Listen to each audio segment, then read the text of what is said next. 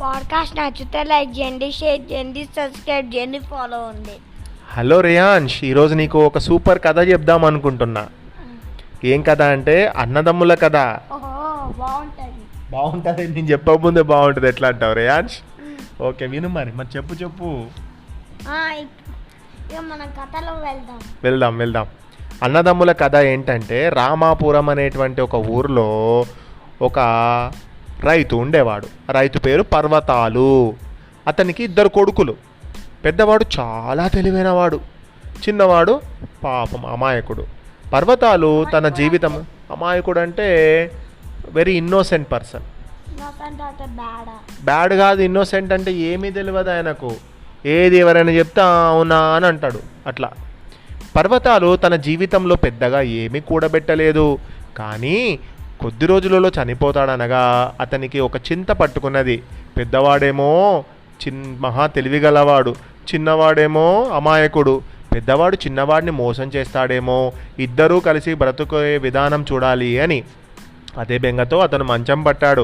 చివరకు చనిపోతాడు అనగా అతను ఇద్దరిని పిలిచి, ఇద్దరికి తన ఆస్తులైనటువంటి మామిడి చెట్టు, ఒక ఆవు, ఒక బ్లాంకెట్ చూపించి, వీటిని మీరిద్దరూ అనుభవించాలి అని సైగలు చేసి చెబుతూ కన్ను మూశాడు.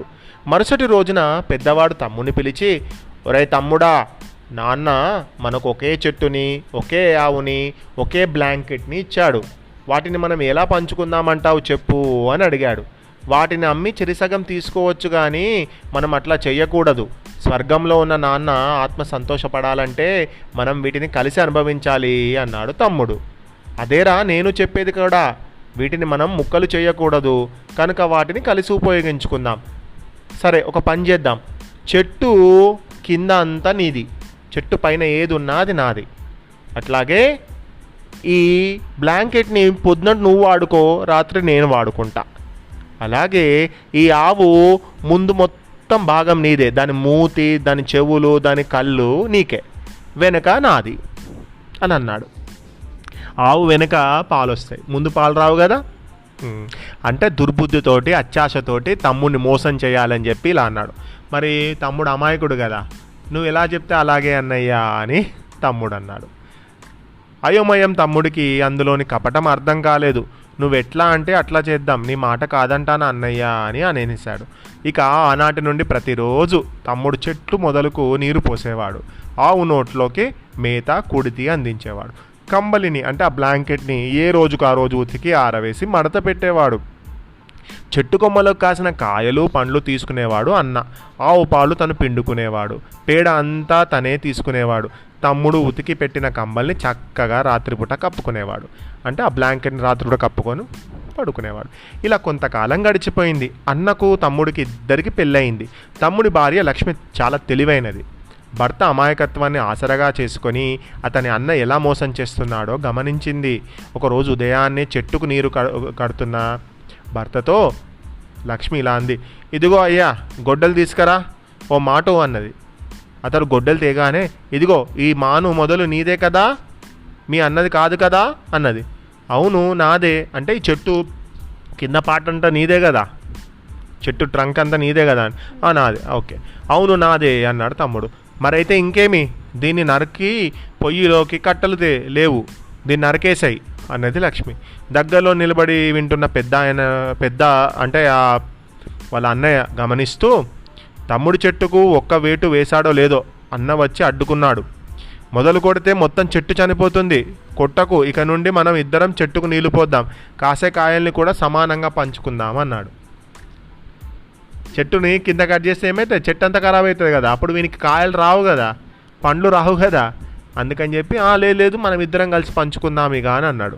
ఆ రోజు సాయంత్రం అన్న పాలు పిండుకోవడానికి వచ్చాడు. రాగానే లక్ష్మి కూడా, అంటే ఈ తమ్ముడి భార్య కూడా అక్కడికి వచ్చింది. ఆవుకు మొక్కుకొని దాని ముఖాన్ని కడిగి బొట్టు పెట్టి, ఇదిగో ఈ ఆవు ముందు భాగం నీదే కదయ్యా అన్నది భర్తతో. అవును అన్నాడు తమ్ముడు. మరైతే ఒక బెత్తం తెచ్చి కొద్దిసేపు దీని మూతి మీద కొట్టు అన్నది లక్ష్మి. తమ్ముడు ఆమెకేసి అదోలా చూశాడు, కానీ అన్న ముందుకొచ్చి, ఇదిగో అలా చెయ్యకు, అసలుకే నేను పాలు పితుకుతున్నాను, దాని ముఖం మీద కొడితే ఆవు దాని కాలుతో నన్ను తంతుంది అని చెప్పాడు. అప్పుడు పాలన్నీ నేలపాలవుతాయి. ఇక మీద ఇద్దరం ఆవును మేపుదాం, పాలు కూడా చెరిసగం తీసుకుందాం అన్నాడు. ఆ రోజు సాయంత్రం అవుతుండగా కమ్మల్ని నీళ్ళలో నానబెట్టింది లక్ష్మి, అంటే వాటర్లో పెట్టేసింది. రాత్రికి దాన్ని కప్పుకునేందుకు వచ్చిన అన్న దాన్ని గమనించి, ఒరేయ్ తప్పైపోయిందిరా, మనం ఇద్దరం రోజు మార్చి రోజు దీన్ని ఉతుకుదాం, ఇద్దరం రోజు మార్చి రోజు ఉపయోగించుకుందాం, నన్ను క్షమించు అన్నాడు. లక్ష్మి తెలివితేటలు గలది, అది గమనించక తను ఈ విధంగా చేశాడు. కానీ ఇక తన ఆటలు సాగవనేది అర్థమైపోయింది అన్నకు. లక్ష్మి తెలివితేటలు గలది అని గమనించాక అతను పూర్తిగా మారిపోయాడు. అన్నింట్లో తమ్ముడికి కూడా సమానమైనటువంటి అవకాశాలు ఇస్తూ ఉండేవాడు. అటుపైన రెండు కుటుంబాలు కలతలు లేకుండా సఖ్యంగా జీవించాయి. ఈ కథ ద్వారా అర్థమయ్యే విషయం ఏంటి? వాళ్ళ చనిపోయిండు కదా, చనిపోయే వీళ్ళ నాన్న వీళ్ళకు ఇచ్చేసిండు వాడుకోమని చెప్పి. అంటే మోసం చేయొద్దు మనం, అమాయకుడు కదా అని చెప్పి వాళ్ళ మోసం చేయడానికి ట్రై చేస్తే వాళ్ళకు కూడా సపోర్ట్ ఉంటుంది ఎవరితోటైనా. అర్థమైందా? సో మనం అమాయకుడుగా ఉన్నా అని చెప్పి మన అతి తెలివి చూపించొద్దు ఎవరి దగ్గర. అర్థమైందా? అర్థమైంది. మరి గుడ్ నైట్, శుభరాత్రి.